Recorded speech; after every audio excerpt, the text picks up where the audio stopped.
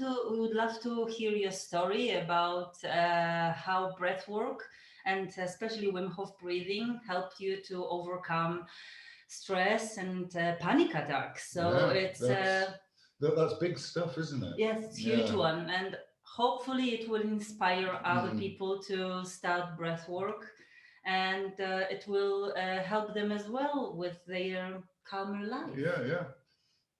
So thank you for having me. I'm honored, really. Thank you. My whole journey and story starts very young. I mean, my father was very abusive physically and mentally, and we moved a lot. In the States here, I've lived from California to South Carolina and almost everywhere in between. Wow. We moved a lot, and all of that was done when I was very young.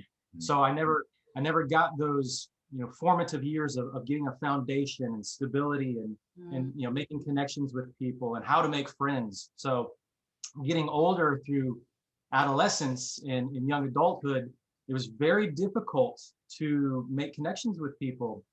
And I found myself, withdrawn. I was that guy that was always in the corner. I didn't reach out to talk to anybody. I was a loner. Same here. And when you start to kind of realize you've got some trauma there that you need to work through, it messes with you.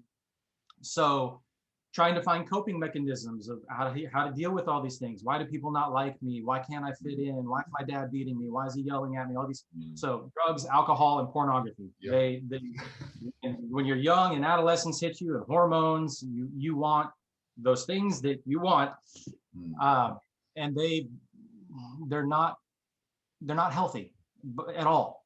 They're not healthy at all. And so I had a drug incident. I had an overdose when I was 16 years old, and that caused panic attacks to start coming into my life, and more alcohol. At that point, drugs were out because obviously that one almost killed me, but alcohol and everything else is fine. So I kept using those as my coping mechanisms. And panic attacks, man, they would knock me out. And not to downplay anybody that has anxiety or doesn't feel right, but when someone says they have an anxiety attack or a panic attack, I ask, well, what are the symptoms? How does it feel? Well, I just don't feel right. My hands are a little sweaty. Again, not to downplay that, that's big, but my panic attacks are I'm having a heart attack. My heart is beating out of my chest. That tunnel vision starts to come in. And everything just starts to go black, and you're about to pass out, thinking, "Doom! Here I go. I'm gonna die. This right now is the moment I die of a heart attack. My heart's gonna explode, literally explode out of my chest." So they're very, very dark, and it takes me anywhere from 3 to 6 months to get back to a normal sense of I can see in color now, and things are starting to progress back to where they were. They're very debilitating, and I can't function. At all, really. And like I said, those have happened since I was about 16, and I'm 38 now. Wow. And I've had, on average, I'll have about one a year. And about a year and a half ago, well, a little bit before that, I was on a TV show, and I won that TV show. It was a competition, and the stress of being involved in that and kind of some of the fame that came along with it, it kind of worked with me different than others. It weighed on me a lot. And I had a massive panic attack about 6 months after taping that show, right when it aired on television here in the States. And this one was a little different. I had kind of gotten to the point where I'm sick of it. I'm sick of the alcohol. I'm sick of the porn. I'm sick of not being a normal person, whatever normal is, not being normal. So I started to look for real answers. And the difference between this past one and previous ones, I've been dealing with anxiety from it for over that 3 to 6 month period of time. It's been a year and a half. And I'll have little panic attacks pop up within that year and a half. That's never happened. So it's getting worse. And about 4 months ago, I just, I think it was on Facebook, honestly. I think I got a Facebook ad, maybe it's Instagram, I can't remember, of this crazy guy from Netherlands.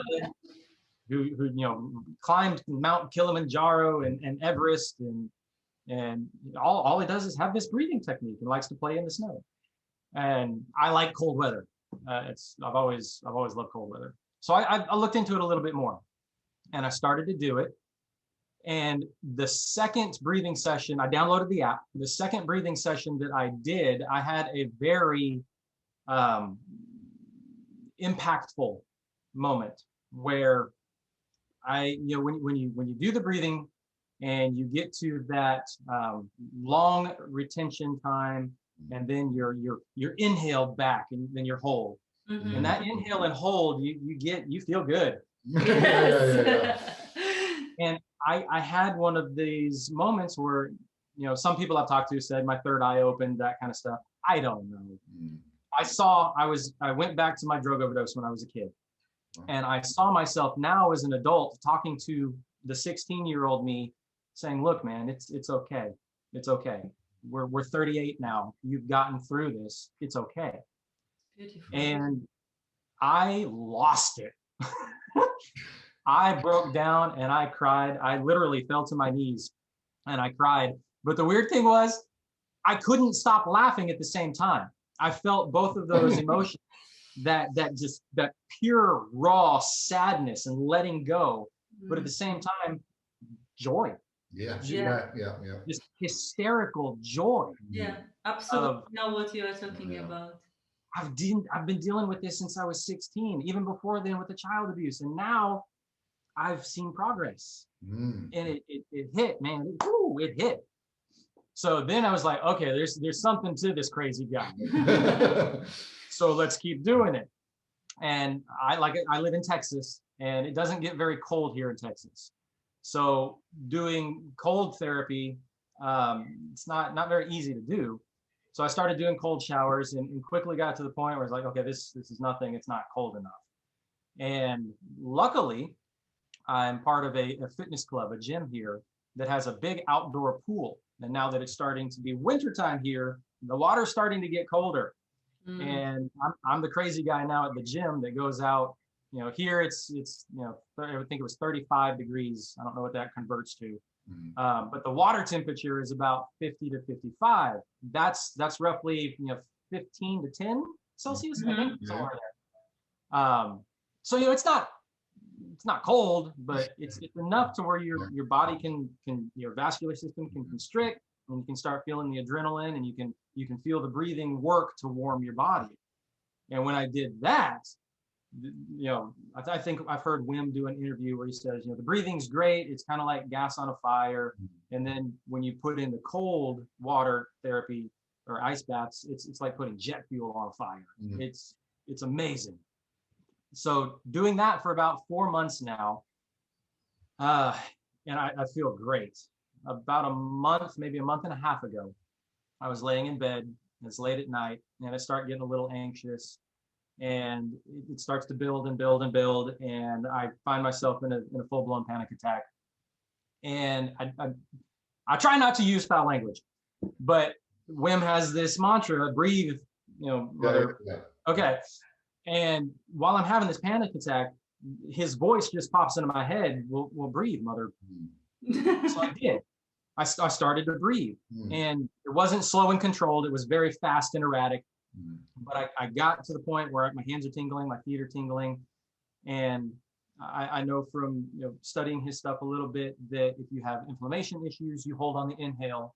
So I did. I got very dizzy, very lightheaded, breathed in and held it as long as I could, as strong as I could, and the heart rate was going, and then it stopped. It started,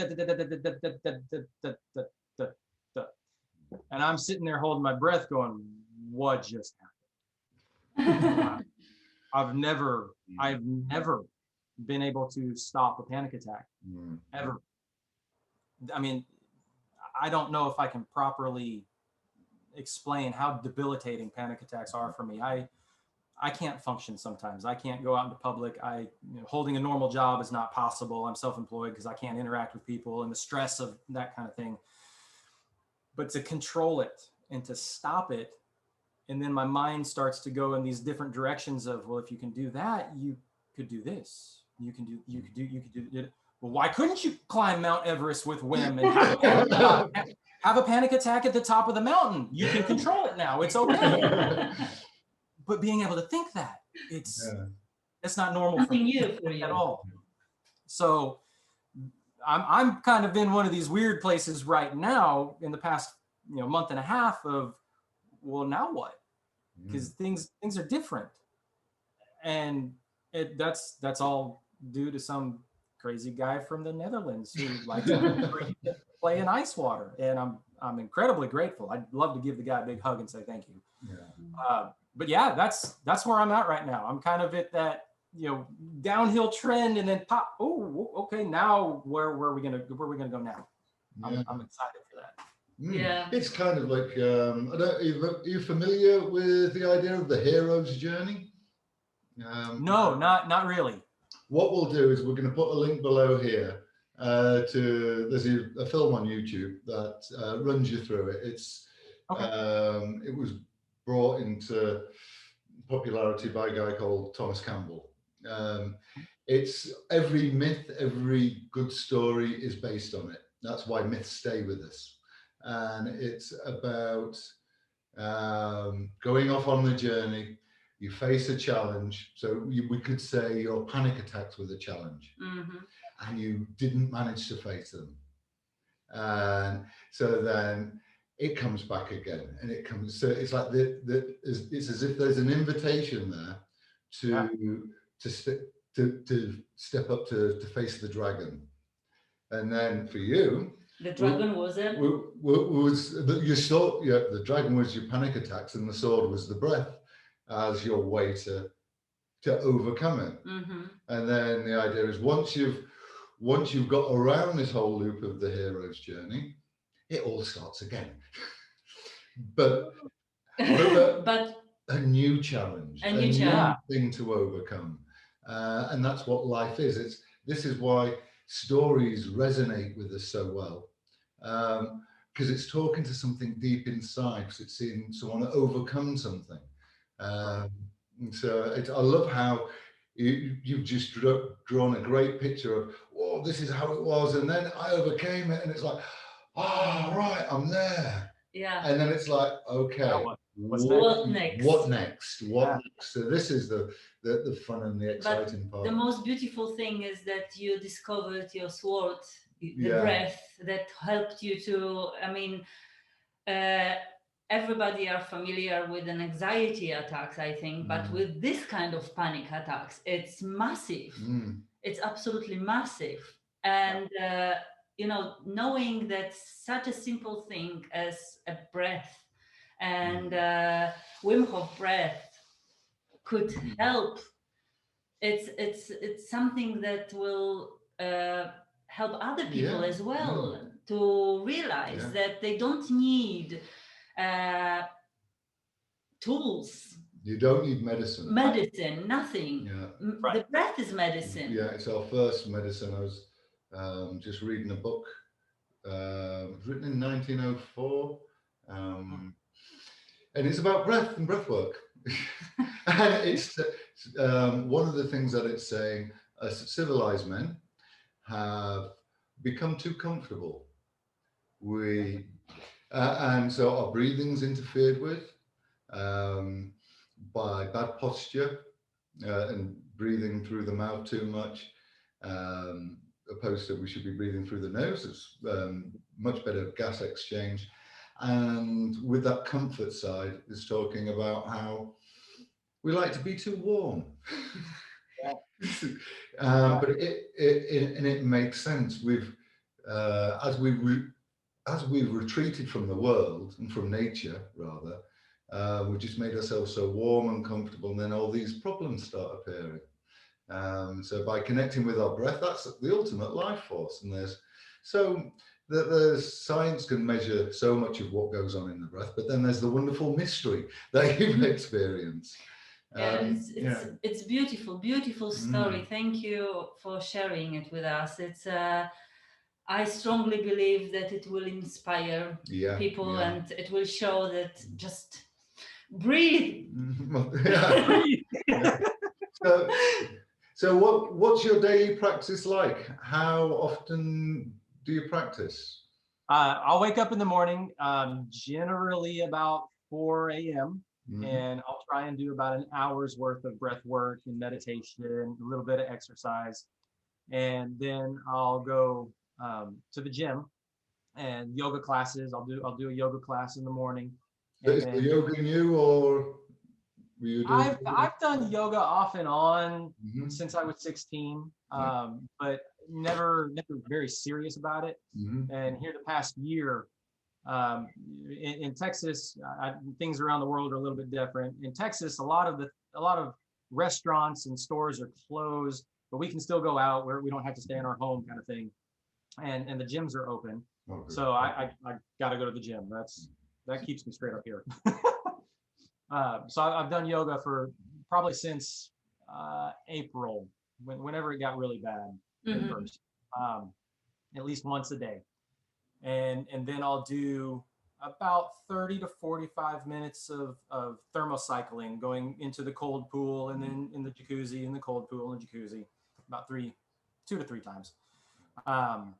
And then just throughout the day, I'm driving, I'm working, not the full. I gotta put the little disclaimer in there. I don't do the full breath work. I just do the what's Wim call it? Your active breath work, where you like just one big inhale, kind of hold it for a second and let it go, maybe 2, and that's it, and then you just move on. I'll do some of that just active breath work throughout the day, and then right before bed, I'll do another 30 to 45 minutes. Wow. And I've noticed I used to have really bad insomnia, and doing this breath work has helped me go to sleep very fast. I mean, by the time I'm done with the breath work, I'm groggy. I'm ready to go.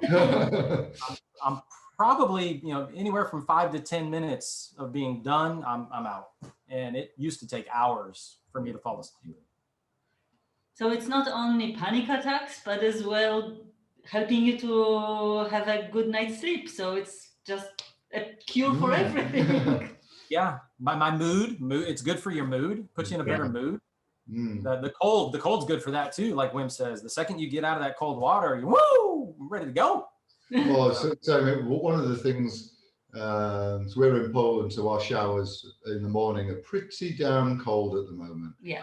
One of the things that I love at the moment is letting myself make noise, rather than I'm going under there. It's like let it out, and every day it's different. Some days it's like, this is just joyful. It's like, wow, yeah.